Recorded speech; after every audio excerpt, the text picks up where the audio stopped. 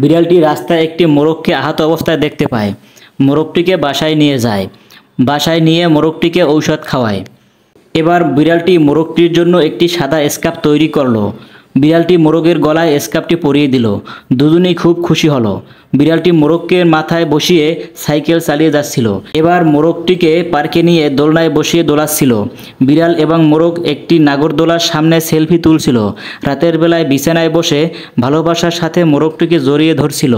পরের দিন বিড়ালটি হাতে ফুল নিয়ে রুমে ঢুকতেই দেখে মোরগটি সাদা মুরগির সাথে শুয়ে আছে।